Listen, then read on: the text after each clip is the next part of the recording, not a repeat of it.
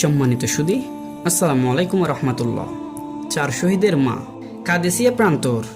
পারস্য সম্রাটের সাথে ক্ষুদ্র মুসলিম বাহিনীর এক ভয়াবহ যুদ্ধ চলছে। তদানীন্তন আরবের সর্বশ্রেষ্ঠ মহিলা কবি খানসা তার 4 ছেলে নিয়ে যুদ্ধের ময়দানে এসেছেন। যুদ্ধ শুরুর পূর্বে খানসা তার ছেলেদের কাছে ডেকে বলে দিয়েছিলেন, তোমাদের আমি বহু কষ্টে গর্ভে ধারণ করেছি, বহু দুঃখ বিপদের ভেতর দিয়ে মানুষ করে তুলেছি। এখন আমার কথা শোনো, সত্যের জন্য যুদ্ধ করার মহত্বের কথা স্মরণ করো, আর স্মরণ করো কোরআনের নির্দেশ।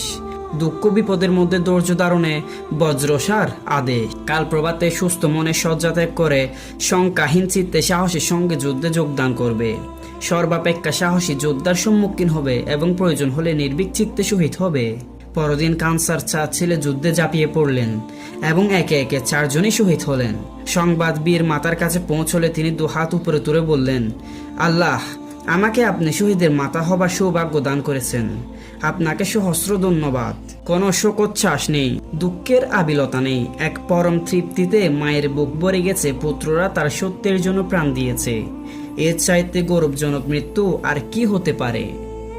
প্রিয় দর্শক, আজকের ভিডিও এখানেই শেষ করছি।